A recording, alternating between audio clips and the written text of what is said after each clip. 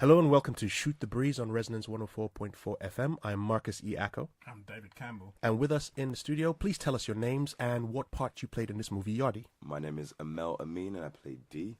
My name is Shantol Jackson. I play Yvonne. Hi, thank you very much for joining us. We do have a question that we're going to ask, but we don't want you to answer it just yet. We're going to ask you to answer the question later on, and it's, what is your favorite movie? It's a thing that we do on the show where we always ask favorite movie. So think about your favorite movie. Right. At the very end, before the very last question we'll ask will be, what is your favorite movie? So just think about that now. Wicked. Excellent. You've got a very good radio voice, just saying. Thank you. It's ridiculous. It's like really putting me off right now. Okay, fair enough. I'll try to pull it back. Yeah, put it back, man. Yeah, Put it back. It's too nice. Roll it back in. Excellent. Emil, since you paid me the compliment, I'll throw the first question to you. That was my tactic. I'm checking. Go, Carol. Who is D, and where do we find him in this movie? D is, when we find him at the beginning of his story, to be honest. He's a young Jamaican kid living in, the ghettos of Jamaica. He's got a brother that he looks up to. That's his whole life. And then this brother, who's a sound man, a DJ, is murdered in front of him. And he was a peacemaker of the community, his brother. Then he grows up with this trauma. He goes with this trauma of, I want to know who killed my brother. It's a great mystery to him. And that trauma doesn't leave him at all. I think he has aspirations to, the tagline of the movie is, will you go with the righteous, which is the Shantol Jackson's character, and this child, that love story, or will you go with the damned, which is his own trauma? And so we follow him on that journey of, making choices to who he thinks he's going to be. Perfect. And then you brought in Chantel's character. Chantel, you played Yvonne in the movie. Who is Yvonne, and where do we find her in this picture? Yvonne is Dee's love interest. We find her at the beginning of her story as well, which is, in primary school. We'd call it primary school. Yeah, sure. In Jamaica. And her and Dee having this kind of like a boyfriend and girlfriend relationship. Eventually she moves to London and with Vanessa, and then Dee comes to London, and she sees this grand opportunity for them to have a beautiful family and a lovely life, the family she's always wanted, and realizes that, he's still on this mad hunt to avenge his brother's death, and having to help him, trying to guide him, to a different path, to say, listen, this is what you have and this is what you should focus on.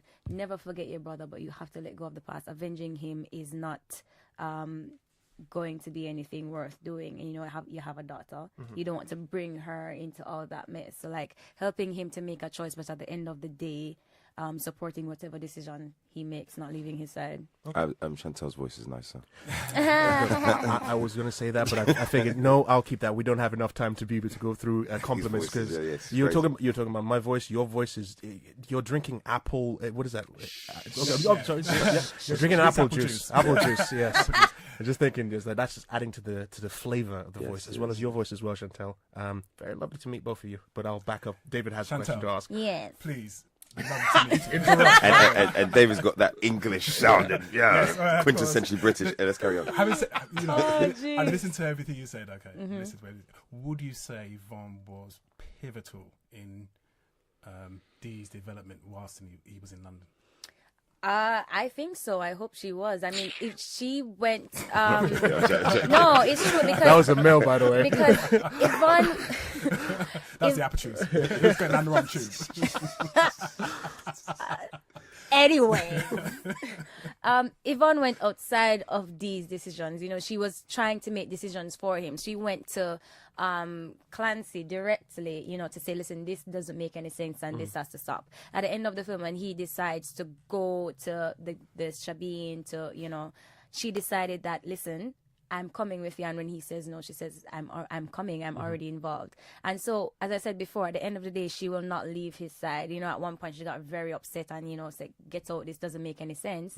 But realizes that, a lot of young men at the time, you go the fast way, which is the money and the gangs and whatever. You don't have someone there to kind of reel you in or give you some guidance. And most times you just need someone to say, this is the path you should choose, or this way. I mean, you can't tell them what to do. You can just try to guide them. And she made sure she did that throughout the whole film. She wanted this man and she wanted her family, and she was going to get it. Okay, you said she wanted this man. Yeah. But there was points in that film that you look as if you were trying to bat him away. But that's what love is, though. It's like sort of, yeah, and you know, I think that came up when it came on to Vanessa, her daughter, because at the end of the day, that's her life, you know. And Yvonne, throughout this film, Yvonne reminded me of my mother and how she treats us. My mother will fight people for her children, and so at the time, whenever we see Yvonne batting the away, was mostly when it came on to Vanessa and her thinking, you know, this man is going to bring some kind of danger to my child, and that's where I draw the line. Okay, you know, yeah. Okay. And that's actually led me to a point I wanted to ask you about. What did you find to ground Yvonne in yourself? And you mentioned your mother. So how close to your mother did that character sort of seem to you? My mother and I are best friends, you know. But my mother has a similar story. My mother travels a lot for work, you know, so I don't see her all the time, but we talk all the time.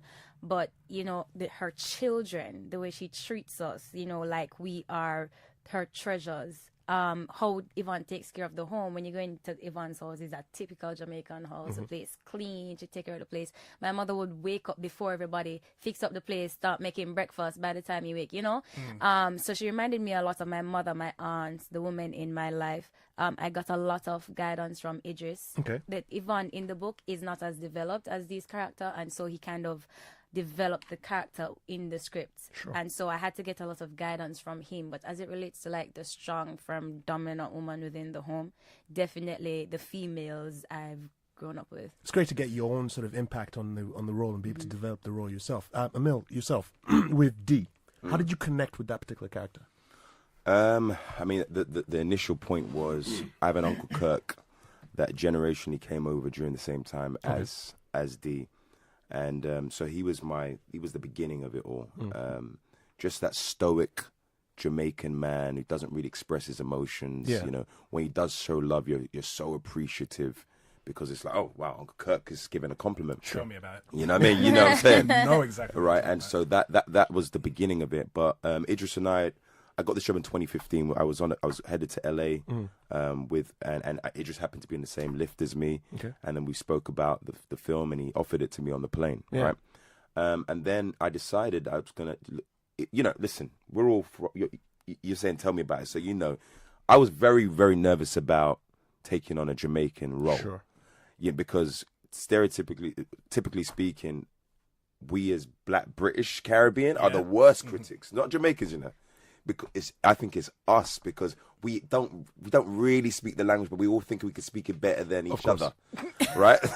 Right, and so there's this feeling of responsibility, and he's laughing because he knows it's true. No, it's true. It's because you're moved away from from the homeland, so you're thinking, like, oh yeah, I can speak it better. Yeah, exactly. You're not really doing it right, right? Exactly. And so I went and lived in Jamaica for 2 months, and Idris and I decided that I would take the method approach to it, which really meant obviously developing the accent and living in the accent, but also when I actually arrived on set. No one met me as Aml. You know, I didn't interact with anybody as Aml, and that's not just from an accent perspective. Is developing an internal world that would just shift my energy. You know, living with the trauma. I'd wake up to gunshots. My entire apartment was filled with images of the time. You know, those type of things really helped me forget that I was being me. So those were the kind of access points, and Shantols and I actually discussed. She's like, I didn't really. I'm learning Aml more now. Now because she's met D, and now she's meeting Aml. D. I mean, we know each other, but it's like the initial introduction was D. You know, so by the time because we're exchanging emails as D and Yvonne. So when I got to London, D and Yvonne were already familiar. It was just for Shantol and Aml to get familiar. That's good. And Aml, you mentioned how Idris brought you in, and you also, Shantol, you mentioned how Idris allowed you to explore more of develop the female character in the role. Aml, I want to ask you this question. You've worked with an array of different directors. George Lucas, the Wachowskis, Noel Clarke, Lee Daniels, exactly. What has Idris Elba, working with Idris Elba, is his first feature directorial debut. What has that given to you as an actor? I felt myself change as an actor twice in my life, like completely shift. the first times was with Lee Daniels on The Butler. He said something to me during takes with Clarence Williams III, if anybody knows who that is. And I just was like, oh, right, I've changed as an actor. Okay. And then and working with Idris, I've never had a director in my entire career that, one, has trusted me so much to go and do the work and to come to set and kind of hold people hostage to my process. You know, when people are meeting you as D, so say you were trying to do this interview with me at that particular time. Yeah. I'm approaching you like that. I mean, I remember even Idris saying, "No, I need an access point," because I was, you know, ignoring him to some degree. Because you were D. Yeah, because I'm interacting as that person. But he trusted me a lot. He created the foundation for me to actually just be. And we did so much research adding up to it. And I never had a director that's invited me into their world. And before we actually ended up going to set, just doing so much work with him. I mean, I lived with him a little bit in Canada for a bit, and it was just a real. He just took care of the details and then let me fly. Okay. As we're wrapping up, we're going to come back to that one last question. We've had tons of questions. We'd spend hours with you, to both of you, but we want to come back to that last question. What is your favorite movie, Aml? It's hard to say. It changes. Okay. Right now. Right now. This second, I'm going to split it. Yeah. Because I want people to see how diverse and complicated of course. I am. Malcolm X. Oh, okay. And My Best Friend's Wedding. Nice choice. Julia Roberts. Yes. Okay. Chantal? My favorite film is actually it's a musical, Grease. Oh, I can watch that back to back to back. I have the soundtrack, everything. We can do the Love dance it. afterwards. Yes, I know all the songs. You remember? Yeah, We used to sing them in the trailer. Oh, really? Okay. What do you think of London now that you've been here for a while? I love London. My only issue is the weather is a bit bipolar. Yes. So like usually warm now, and then I remember we were walking. I was so warm. I took my jacket off, and like 2 minutes down the road, I was freezing. Like you have to have a jacket near, and then you have to wear something nice and chill. Yeah, but it's lovely. I love being here. It's really beautiful. I love the architecture, everything. Yeah. Excellent. Chantal, Aml, thank you very much. Thank Thank you very much. Okay. Cheers.